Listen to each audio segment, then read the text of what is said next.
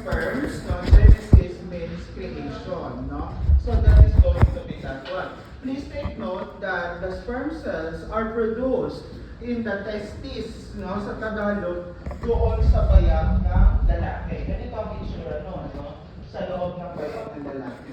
And the formation of dito, to fully replenish, you have a testicle, no? For the males, hindi hormone ang trigger for the release of sperm cell.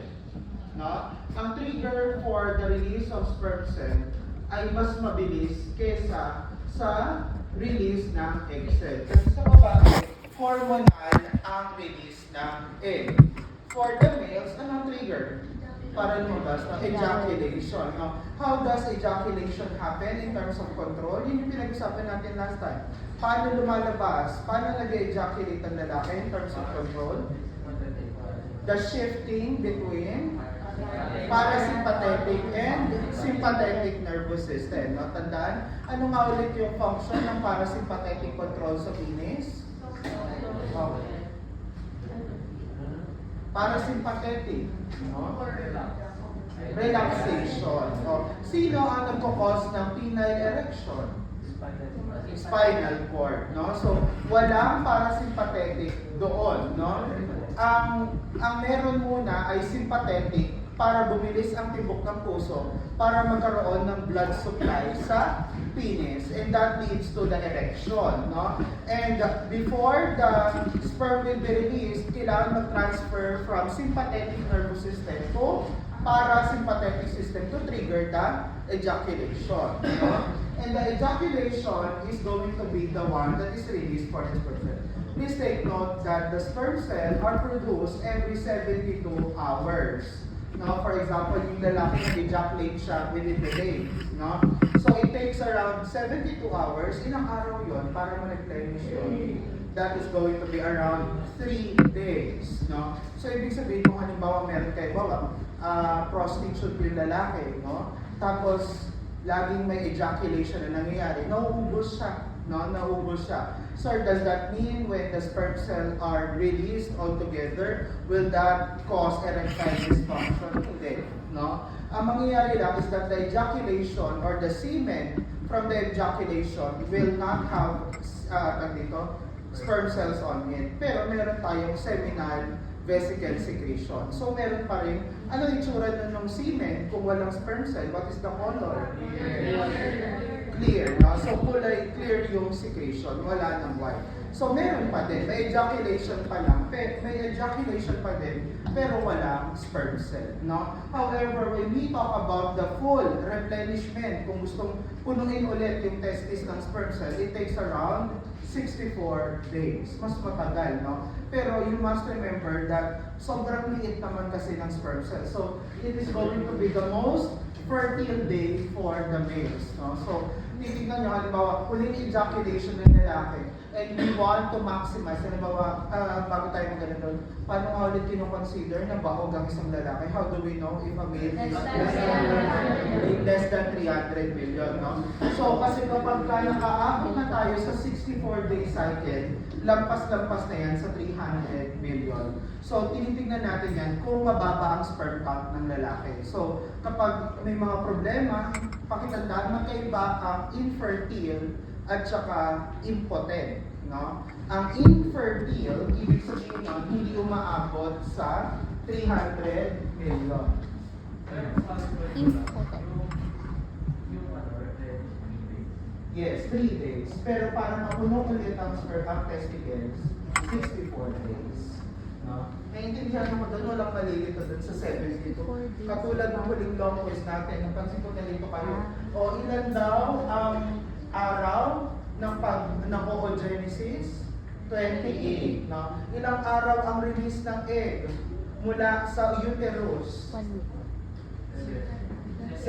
Kasi 7 days lang ang menstruation. Okay? Nasaan na ako? Dito naman, 64 days at saka 72 hours. No?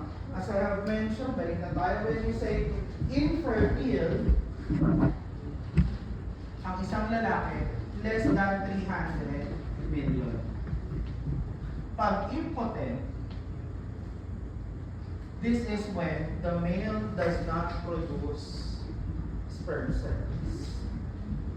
So may mga ganyang cases na ito talaga yung mahirap magbuntis. Anong gagawin? Kapag sperm to ibig sabihin yung katawan, pwede po ba yun na hindi nagre-release, walang sperm cell na pinoproduce? Pwede naman. Kaso, sa tapos ko lang, impotent. Ang problema natin doon, hindi natin pwedeng gamitin yung 64-day strategy in order to maximize fertility. Ang impotent, walang sperm cell. So anong gagawin? So, dito na tayo sa impotent, no? Ito na yung kinukuha natin mismo, yung sperm cell sa loob ng testicles, no? Ang tawag, pag kinuha natin yung sperm cell, so injection, no? Ang kukunin. I-inject, kukunin sa testis, tapos ilalagay sa petri dish yung sperm cell at saka yung egg cell. Ang tawag na natin, ang solusyon lang sa impotent ay in vitro fertilization. Or we call them as the IVF. Ang ibig sabihin, students, ng in vitro ay inside the laboratory, no? In vitro. Pag halimbawa, yung normal sex, ang tawag natin doon ay in vivo. Malilinig niyo yan sa mga research paper. In vitro, in vivo, no? Ibig sabihin ng vitro, sa laboratory ginagawa. In vivo, sa labas. Okay? Naintindihan niyo? So, ibig sabihin po, yung pagiging impotent po na lalaki is yung function po, hindi po siya makapa-ejaculate. Hindi lang po ba? Hindi. Pero, ano po ba, wala po, or less than 300 Halos wala. Zero. So, nag-ejaculate sila, pero clear lang yung secretion. So, meron na yung data po ng sperm cell. Infertile po ba ito? Teka. What do you mean? Hindi ko po ba po kamalan po. Kapag po ba hindi po kamalan, infertile? Hindi. Kapag hindi umabot, bawa, every 3 days, kailangan lumalampas ng 300 million. Pag hindi umabot ng 300 million, yun yung infertile. So, ibig sabihin, huling ejaculation ng lalaki, dapat after 3 days, mare-replenish na yung dami na tinanggal sa loob ng katawan. So, ibig sabihin, makikita niyo sa ml ang tingin natin sa ang usually sa male, 5 ml to 8 ml per ejaculation. Makikita na 5 ml to 8 ml. Kapag halimbawa nag-ejaculate after 3 days, tapos 2 ml lang yung lumabas, we can consider them as infertile. Paano siya po impotent in absence po ng wala po talaga ng sperm cell? Paano siya magkakaroon ng fertility? Kukunin sa testicles. Oo. Pero hindi lang siya nare-release. Teka, wala pa ba tayo? Wala pa tayo doon. So madalas, naiintindihan muna ako dito sa number. Number lang ang pinag-uusapan natin dito. Madalas kasi, ang reason kung bakit yung impotent nangyayari, yung sperm cell, ang madalas na problema ay walang buntot. No? There is no tail. So kung may ejaculation pero walang tail, hindi pa rin sila makakalangoy mula sa testicles papunta doon sa seminal vesicle. So, bali sir, nandun pa rin po sila pero yung ulo lang. Oo. Ito, hindi natin siya tinatawag na sperm cell. Naiintindihan ako. Hindi, kasi pag in-IVF siya, ang gagawin, itutulak mismo, gagamit na tayo ng needles. Itutulak natin yung sperm cell dun sa egg cell, pagkatabihin na natin sila. No? Kaya hindi na kailangan lumangoy na sperm cell. No? So, kaya malaking importance ito, no? Kaya mas madali ma-fertilize. Usually, pag nagpa-IVF kayo, siguro 20, minimum 20 egg cells at 20 sperm cell yung ginagawa nila. In short, 20 zygotes ang ginagawa in standard ng in vitro. Tapos, madalas ang ginagawa doon, pinifreeze, nilalagay sa cryogenics. No? Ang tawag natin doon, cryogenics. Sa babae din. Depende. Depende kung may surrogate mom, pwede sa ibang babae. Yung mga sperm donors at egg donors. So, maraming babae. Hindi. Sa isang babae, kinukuha maraming itlog. Kasi, directly from the ovary. Injection. No? So, walang, sa IVF, walang sexual copulation involved. Puro needles lang ang ginagamit natin. Naiintindihan mo po? Okay. So, dito natin ma-appreciate yun, no? So, there are three no? So, the first one is the spermatogonia. This is the sperm cell that was formed during the embryonic development. Kailan nga ulit ang embryonic development? O pag embryonic development ang pinag-uusapan, kailan at natatapos ang embryonic development? Embryonic. So, it starts from the fertilization hanggang birth. Okay? So, bago ipanganak ang mga lalaki, kumpleto na din ang kanilang sperm cells. No? Pero ito yung tinatawag natin spermatogonia. No? This is the same cell, similar with the female. Ang tawag naman natin sa females, yung bago ipanganak sila, we call that as oogonia. No? Oogonia. Tandaan nyo, yung mga gametes na na-form bago ipanganak, gonia ang simula. Tapos, during the pre-puberty, so bago mag-puberty ang lalaki, anong edad yun? Pag pre-puberty ang lalaki? 0, 1 hanggang 12. Yun ay primary spermatocytes. No? Tignan nyo, does it have a tail? Wala. No? Kasi may mga students na nagtatanong, Sir, ang batang lalaki po ba, let's say for example, 7 years old, makakabuntis ba siya ng 18 years old na babae? What do you think? Kasi nag-puberty na yung babae, pero yung bata, hindi pa siya nag-puberty.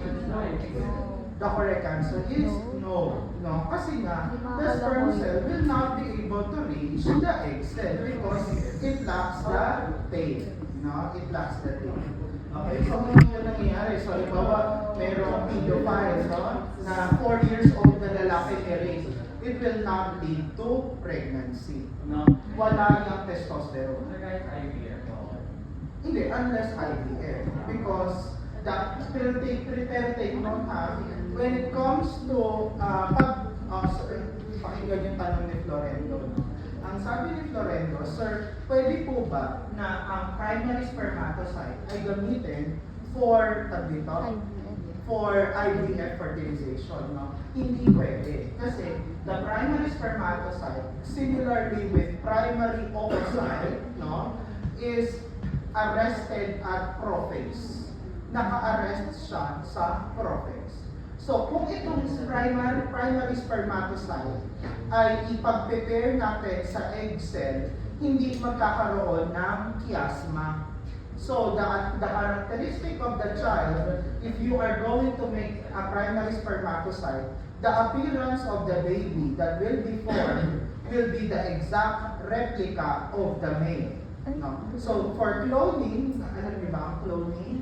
So, kapag cloning ang ginagamit natin na sperm cell, ang ginagamit natin ay yung primary spermatocyte.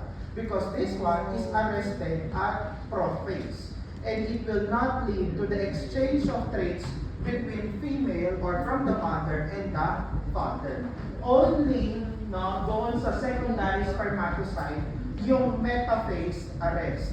The secondary spermatocyte is formed during the puberty of the males. No? Again, this is naka-metaphase arrest. So that metaphase, no, yung naalala pa ba ang metaphase? No, yung nasa gitna. So pag nag-pair yung chromosome ng nanay at prepare yung chromosome ng tatay, magkakaroon ng chiasma, may exchange of information between the two parents. Naintindihan ako. So the secondary spermatocytes are the one used that can be used in the in vitro fertilization. No? Naintindihan ako. Question. Ewan ko malayo po, pero parang yung sa surrogate mother, na pinagsasama daw po yung sperm sa egg, may genes po ba na makuha from the surrogate? Yes, definitely. Kasi 50-50 lagi. Tandaan niyo, diba? X and Y. So, yung X lagi nanggagaling sa nanay. Ang Y ay nanggagaling sa tatay. So that is the main concern for the surrogates, no? For when we talk about surrogate students, surrogate. Pwede, dalawang klase ng surrogate. Of course, meron kang surrogate mother at surrogate father, no? Definitely, tandaan niyo lagi, diba, genetic constitution ng tao is either X and X and X and Y. Ano nga ulit pang X and Y? Ang chromosome? Lalaki. Pag babae, X and X, no? So definitely, yung kalahati ng chromosome ay nagagaling sa isang parents. If you have used another woman, no, to act as a donor for the egg cell, definitely yung traits na yun ay manggagaling doon sa babae na yun, no? So what we do is surrogacy, halimbawa, si Manuel at saka si Esguerra, no? Sila yung mag-asawa, no? Tapos, sabihin natin na si Castro Nuevo. Seryoso.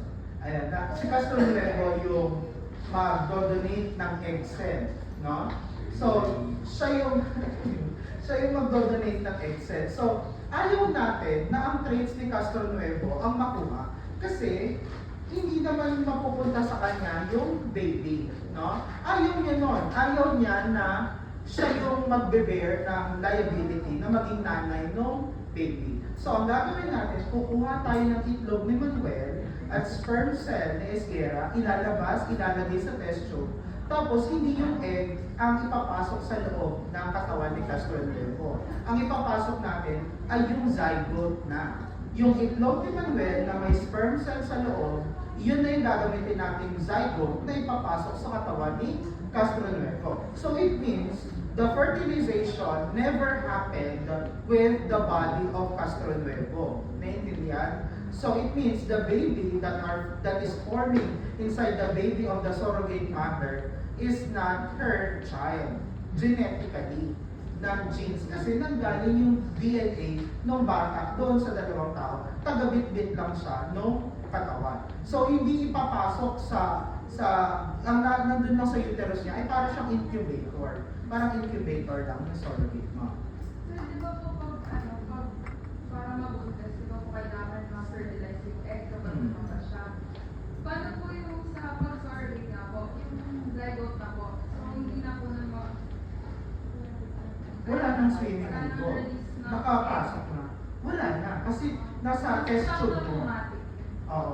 Kumbaga, tayo na ang gumawa nun para hindi na sila mag-meet. Kasi mahirap mamamatay yung sperm cell. Usually yun, mamamatay yung sperm cell. Ginagawa na, pinafertilize na para ipapasok na lang. Usually, sa surrogate mother, naglalagay ng mga 3 itlog sa loob ng katawan ng surrogate mom. Tapos madalas, isa lang yung napo-form. No? Pero madalas, katulad kilala niyo si sino yung may-ari ng aficionado? Hindi niyo kilala. Yung madaming kambal na anak, yun si Joel Cruz.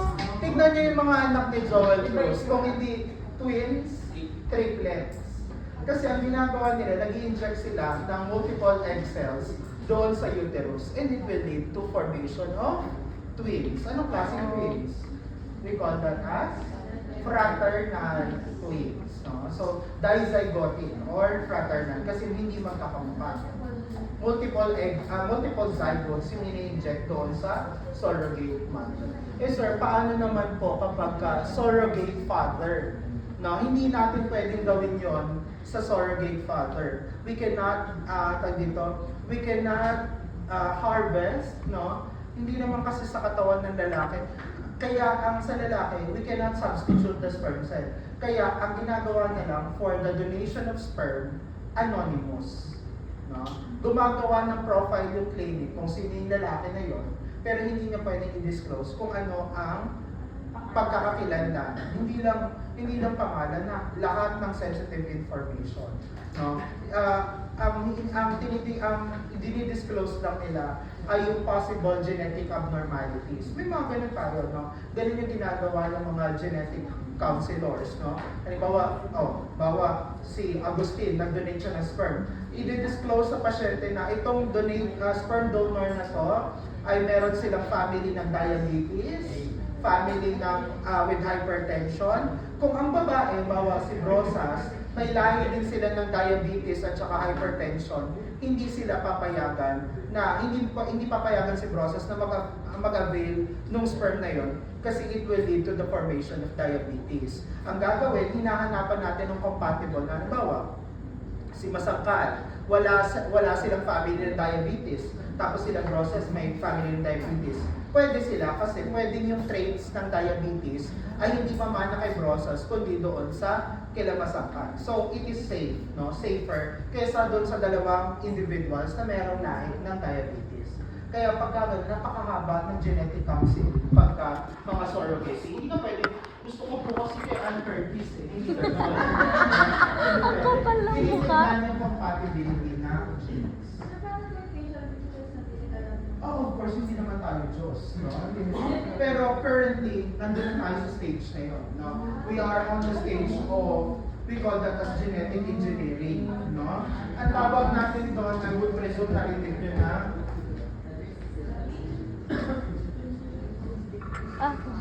narinig nyo na ito sa internet, the CRISPR-Cas9, no? The CRISPR-Cas9 is the Nobel Prize awardee for 2021. Ibig sabihin, nakaraang taon, 2021 na natin, dito, nakagawa tayo nito. No? So, sa China, ginagawa na nila ito, no? Designer babies. No? Designer babies. Pero, we still do not, ano sa tingin nyo? Sige, total mahaba ang oras ko ngayon. Bakit sa tingin nyo, ano ang problema when we have designer babies? Why, in terms of international medical associations, we do not agree with the use of CRISPR-Cas9 in terms of modifying the traits of the baby? Kasi tignan nyo, bawa si Thea, magsusurrogate, bawa ayaw ni Thea magkaroon ng partner, pero gusto niya magkaanak. It can happen. Tapos ang gusto niya, ayaw niya na, ang unang consideration, the main purpose, makinig ko na, the main purpose of the CRISPR-Cas9 is to ensure, halimbawa may lahi sila Thea ng diabetes, tapos ayaw niya magka-diabetes yung anak niya. So ang gagawin natin sa CRISPR-Cas9, ano to, good thing, no? This is a scissor, tagahakik ng DNA. So ang gagawin sa CRISPR-Cas9, yung portion ng DNA gugupitin. Yung portion na responsible sa diabetes, tatanggalin. So, yung anak ni Thea, pag ginamitan natin ng CRISPR-Cas9, hindi na siya magkakaroon ng diabetes. Kahit ano, can you imagine, kahit anong genetic abnormality, especially sa mga Down syndrome, autism, yan yung mga target natin doon. Is it not good? Hindi ba't maganda naman yun? No? Sa tingin nyo, bakit hindi natin pinapayagan? Kahit pwede natin i-eradicate, no? Let's say, ang Down syndrome. By the next year, wala nang ipapanganak na baby na may Down syndrome. Is it not good? Diversity. So, halimbawa, ako na lang, si Mr. Montoya, no? Halimbawa, magkakaanak si Sir Montoya. Sasabi ninyo, diversity. Kung kayo ba magkakaanak ng may Down syndrome, okay lang sa inyo. Of course, hindi, di ba? Kasi it requires you to have an extensive, no, preparation. O, bakit sa tingin nyo, kung ganun pala ang goal ng CRISPR-Cas9, no? Bakit hindi natin ina-allow ang paggamit ng CRISPR-Cas9 sa mga hospitals nowadays? Madali naman ang ethics. O, ano ang ethics? I mean, what is the ethical concern for this? That is the first one. Pero kasi nga ang goal nga natin ay hindi tungkol sa baby. Gusto nyo mapagaan ang buhay ninyo as a parent. Hindi naman, again, tandaan natin that we have consent, di ba, sa magulang. Until the child is beyond 18 years old, the consent will always be coming from the parents. So, now, that you are the one who will decide, no? Would you allow the use of CRISPR-Cas9 in your family?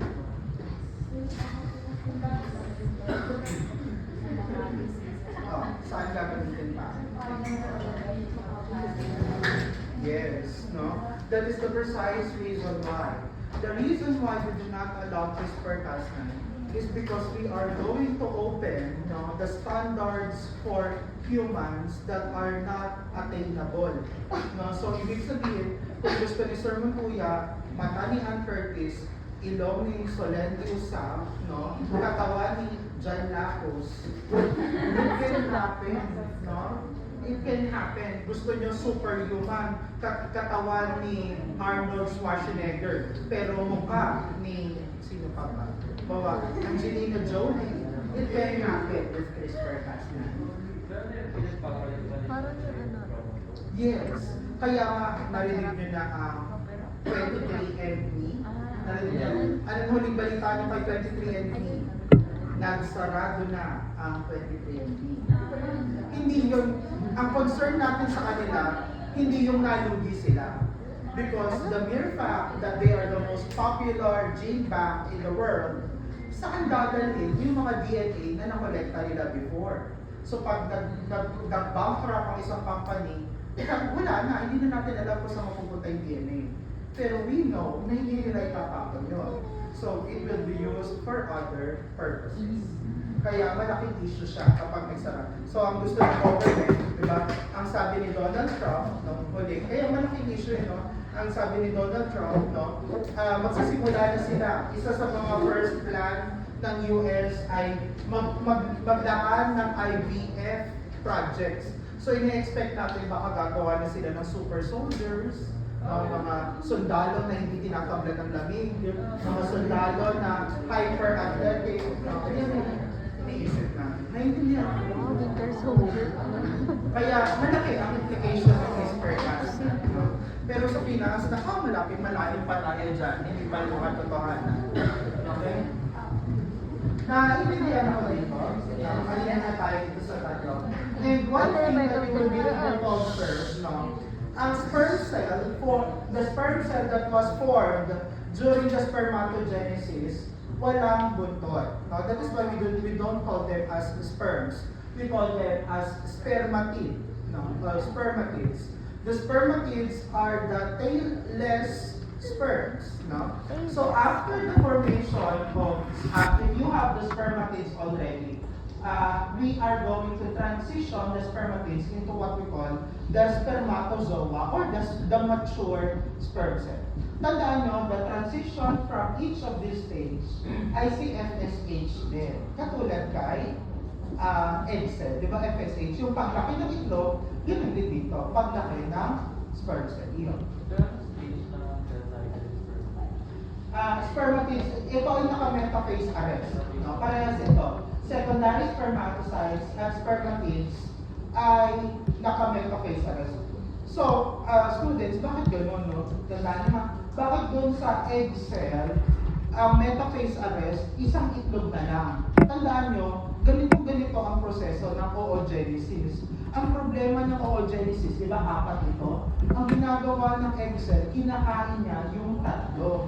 Yung tatlo na yun, that is what we call the polar bodies.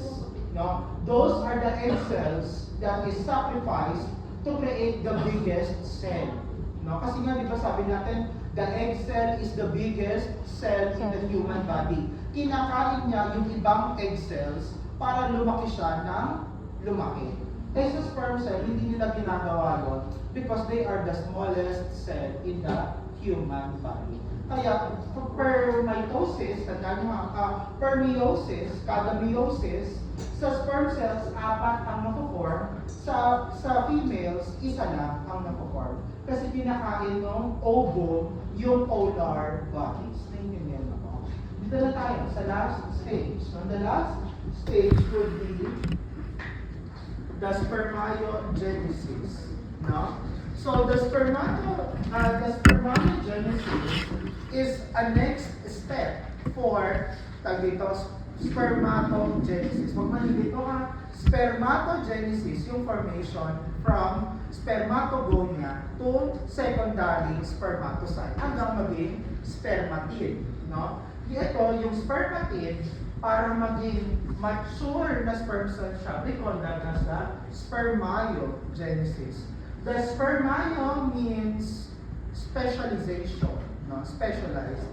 Kasi tandaan nyo, the sperm cell is the only cell in the human body that possesses a flagella. Walang ibang parte ng katawan ng tao na may buntot. Tayo lang. Ito lang yung sperm cell.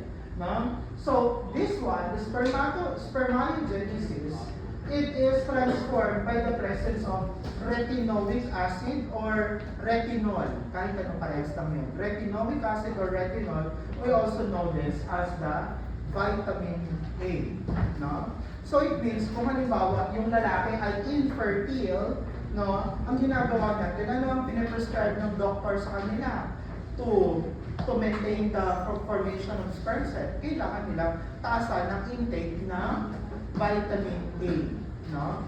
Ang mga example, pero yan, ang vitamin A, students, hindi siya pinaprescribe on its own, no? Madalas, ginagawa siyang multivitamins. So that hindi maraming tableta ang inumin. Kasi gusto natin more vitamins, more metabolism, more healthier person, no? Mas healthy yung tao. Kaya madalas, yan ang ang prescription. Hindi lang vitamin A, kundi multivitamins. Isa sa mga gamot na binibenta dito sa Pilipinas, yung retinoic acid, yung kanilang pambato, no?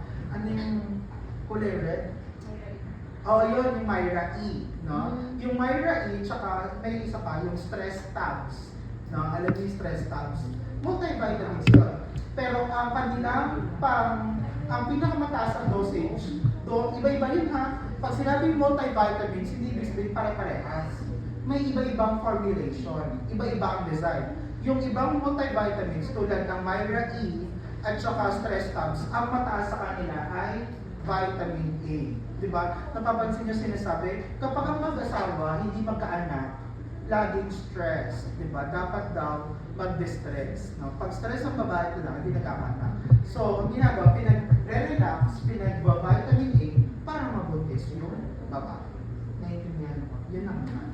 No?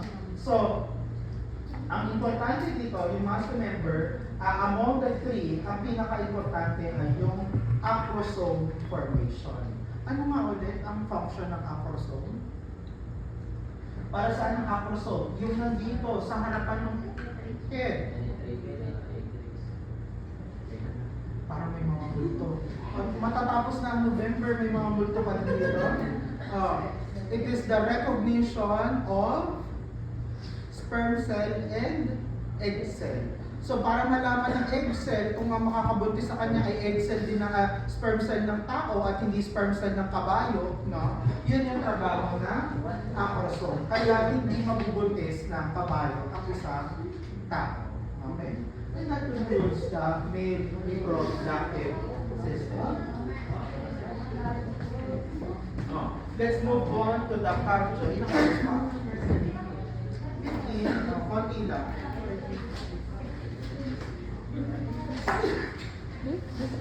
Review na lang tayo kasi kasama ito. I would suppose na discuss ko na sa inyo ito. In terms of anatomy, no? May dalawa tayo characteristics for the blood vessels. No? What are the two types of blood vessels in the human body? Artery and veins. What is the unique feature in terms of anatomy of arteries? Ano yung meron doon? Sa artery na tinitignan natin, yung makapal, yun, no? That is tunica media. What is the function of the tunica media in the blood vessels? In the arteries, rather? Elasticity ba? Hindi ba tunica adventitia yun? Yung elasticity? Ang tunica media ay tatlo yan, balik tayo. Tunica, tatlo daw. Adventitia, media, and intima. Anong trabaho ng adventitia? What is the function of the tunica adventitia? It maintains the shape of the blood vessel. So pag pinindot niyo yung blood vessel, it will return back to its shape because of the tunica adventitia. Naiintindihan ako dito. Si tunica intima, what is the function of the tunica intima? It is the layer of the blood vessel that allows the passage of nutrients, no? So, napupunit yung blood vessel. Actually, hindi naman napupunit, no? Kung ito yung blood vessel, si tunica media, ay si tunica intima, yung gumagawa ng daanan. Para halimbawa, for example, glucose, nalala niyo ang glucose, blood glucose, para lumabas yung asukal papunta dun sa target organ, si tunica intima yung bubukas para makalabas yung nutrients doon sa blood vessel. Si tunica media, dalawa ang function niya. Depende kung parasympathetic or sympathetic. Ano yun? Kung gusto natin pabagalin ang tibo, ang pagdaloy ng dugo, what is the response? Palalakihin natin yung daanan ng dugo para hindi masyadong masigit. That is vasodilation. No? Tandaan, parasympathetic si vasodilation. Eh ano ang sympathetic? Vasoconstriction. So the vasodilation and the vasoconstriction is performed by the tunica media, no? And this one, what is the function of the tunica? Unique property of the veins, no? Ano, yung may mga valve, yung tunica intima, may valve ang kanilang tunica. What is the function of the valve of the tunica intima? To prevent backflow. What else? Para yung dugo, for the blood to return back to the heart. How does the blood return back to the heart if the organs in our body is not beating? Hindi naman tumitibok ang paa, no? Paano bumabalik yung tibok yung dugo mula sa paa, pabalik sa puso? Halimbawa, sa sermon to yan, di ba? Kasi naiintindihan natin, no, yung puso, tumitibok siya. So yung arteries, sila yung tagasalon ng dugo. Kasi nga, tumitibok ang puso. So the blood flows outwards of the heart. Eh paano pag galing sa paa yung dugo? Pabalik na ng puso, hindi naman natibok yung paa. O how do you return the blood from your feet going to your heart? Hindi na maalala. Ano sir? Pisilin niyo po ang paa. Ganun ba? Paano? Itataas ba yung legs? Itataas? The correct answer is, it starts with the letter M. Movement. No? Kailangan gumalaw. What will happen? Let's say for example, you did not move for long periods of time. So the blood will be contained inside these veins. No, hindi na sila babalik sa puso. Ano tawag ito? That is your varicose veins. Naalala pa ako, ito yung mga pinagsaban natin before. What do you call the sounds of the heart? The koroko sounds. The Korotkov sounds. No? So the Korotkov sounds are the sounds made by the heart when it is beating. So what do you call the first Korotkov sound that you will hear? That is your systole. No, systole. The last sound is what we call diastole. What is the normal value for systole? 120. Students, may update tayo. Nagre-reklamo ang Department ng Dentistry at lahat ng alay health. Hindi na daw natin sa Pilipinas kinoconsider ang 120. Kasi right now, kinoconsider na natin siya as pre-hypertensive. So, pag kayo ay magbabasa na ng BP, dapat 110 lang. 110 over, hindi na rin 80. Di ba? Pag bumaba yung systolic, bababa din yung diastole. So, what is the normal value of the diastole now? 70. So, the normal blood pressure of a person is 110 millimeters mercury over 70 millimeters of mercury. So, kung 120 over 80 na kayo, pre-hypertension na ba kayo agad? Sir, bakit? Bakit? Hindi kasi kaya natin ginawa yun, the purpose of that one, because in the Philippines, we have high amounts of consumption of rice. Makataas ng BP ang kanin. So kung 120 ka, sabihin natin to, di ba ang usapan natin before this, di ba pag higher than 120, yun ay hypertension. Eh, sa atin, kung 120 na si Sir Montuya, tapos kumain ako ng rice, tatas, ibig sabihin ba nun, hypertensive na ako? Hindi. So, binababa natin sa 110 para if ever kumain ng rice si Sir Montuya, pag tumaas siya 120, hindi ka pa hypertensive. Pre-hypertensive lang. Naintindihan ako kung bakit binaba ng... Oo, ganun din. Pero sa atin, binababa din. The normal blood sugar is actually 120. No? Pero sa Pilipinas, ganun din, binabawasan natin kasi nga malakas tayo sa kanin. Kaya ang normal blood sugar, ang pinakamataas na ngayon, ayaw na nga nila ng 110 sa dami ng diabetic. 100 lang daw dapat. No? Tandaan na 100 lang, wag daw 120 kasi we pre-diabetic na kapag 120. Ang pinakamababa naman sa blood sugar ay 70. So lower than 70 ay hypoglycemic. No? Ihimatayin na kapag hypoglycemic.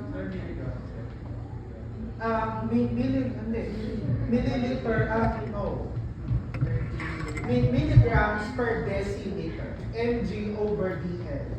Nasa PowerPoint natin na ng endocrine, no? 100 milligrams per decimeter. No? Okay naman. Next. Kailangan ko ba ituro ito? Yun ba? 110 over, ano tayo? 110 over 70 sa BP. Sa blood sugar, 100 na lang.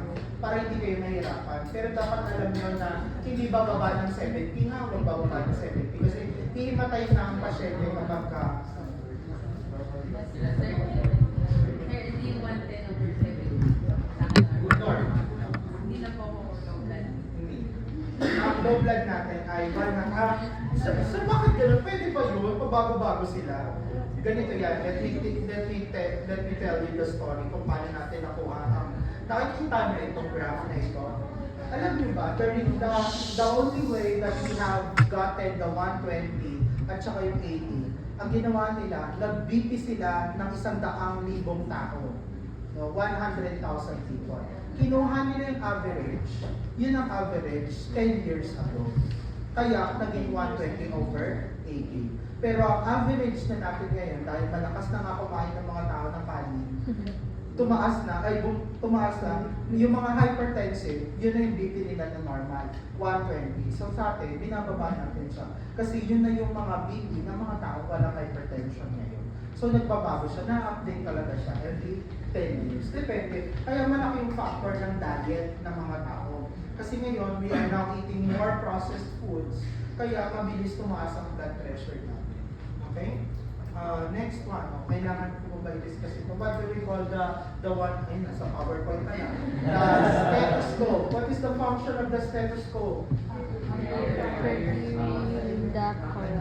Props for being a small doctor? Hindi. Para saan? To amplify the sounds of the heart. No? Please take note, no? Nasaan na ba tayo? Mag-ECG na tayo, no? Students, kapag puso ang ginagamit ninyo, pag blood vessel, di ba? Ano ginamit natin? Yung smaller or yung larger? Larger na pag blood vessel. Pero pag heart, ginagamit yung kabilang side. Iniikot siya. Kaya baka may magulat kayo, may makita kayo doktor, Dok, baliktad yung gamit mo!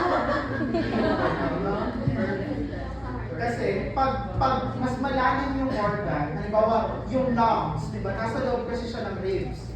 So kailangan natin ng dome shape para mag-travel yung sound ng mas malayo. Ito kasi, yung malaki is for surface sounds. Yung kabila, deep sounds.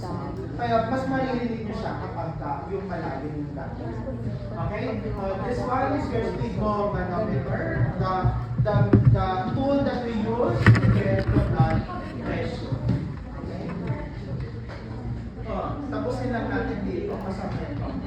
How do you diagnose if a person is having a hypertension? Blood pressure is So merong high blood pressure for how long? 6 months. Tandaan nyo, chronic. Pag sinabing chronic, yan ay 6 months and above. No? Paano pag hindi 6 months and above? No? We call that as acute. No?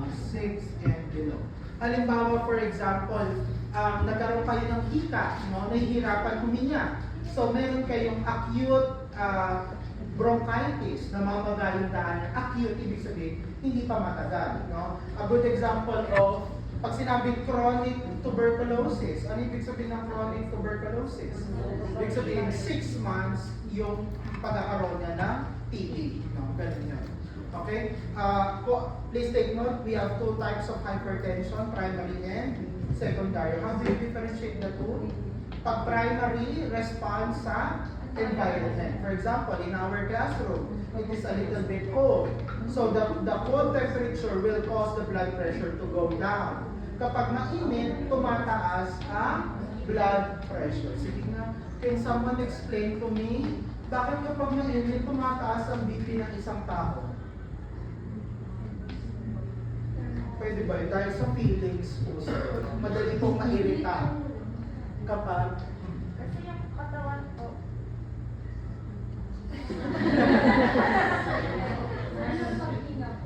ganun ba yun? So,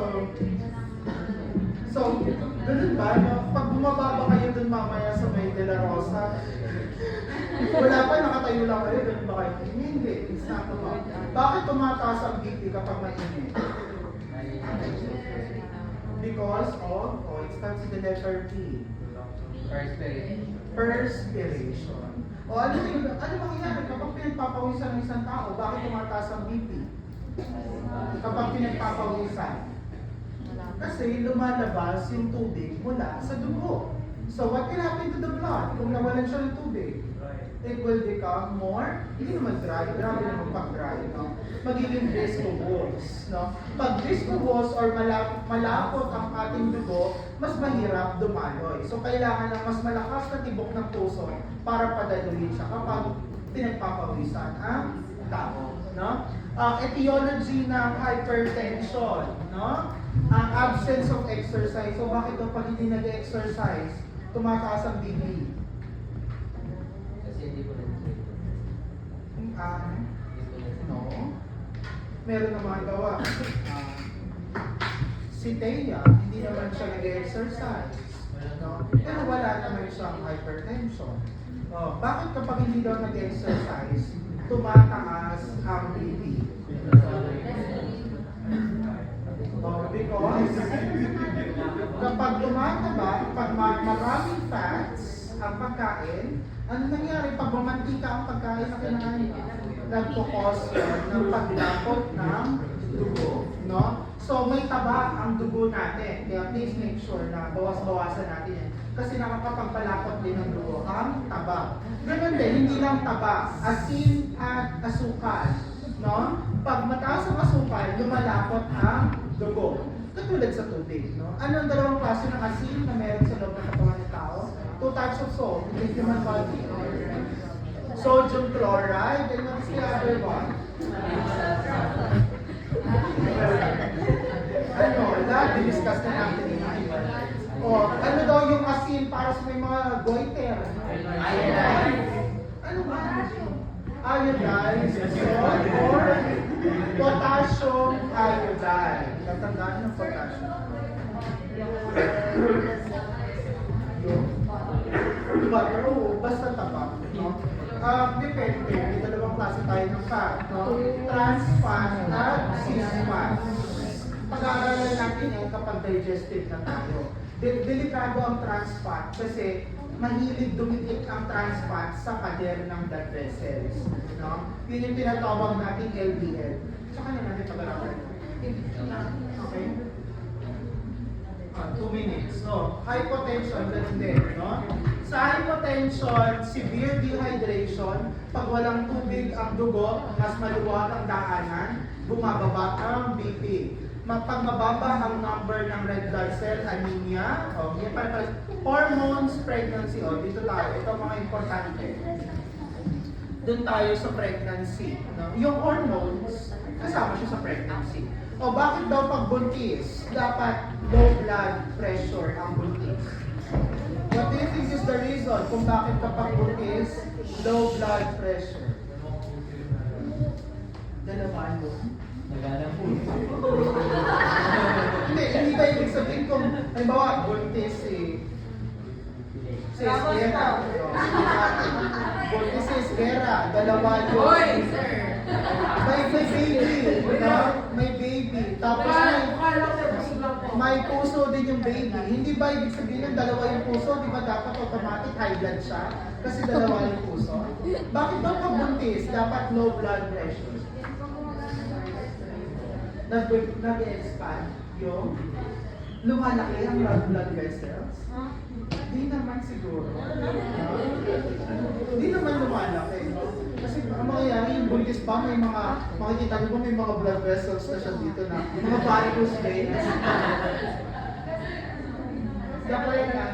Yes. Because the blood of the mother flows to the baby. So mas mahaba yung travel time ng dugo. Kaya bumababa ang blood pressure ng nanay. O last question before I dismiss you.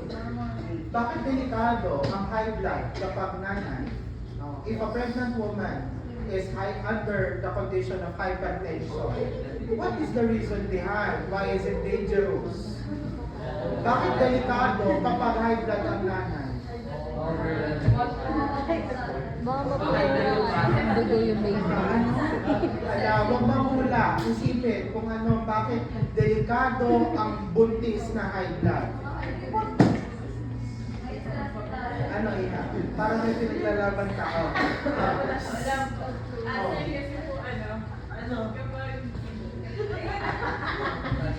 Ano ba yung pinapanood mo? Baka nasa reproductive ka pa rin. Or mataas yung pag may hypo po ba? Hypertension.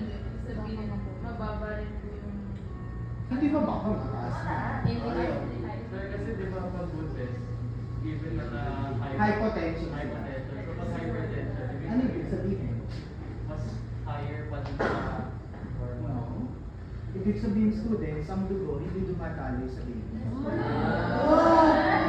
Kasi nga, diba, sabi nga natin, ang hypotension, dumadali kasi dugo sa baby. Ibig sabihin, may bara sa daanan ng dugo mula sa nanay papunta ng baby. Kapag ang buntis, early months, ang pagbubuntis tapos high blood number siya, pwedeng ma-terminate ang pregnancy. Kaya tawag natin yun ay miscarriage.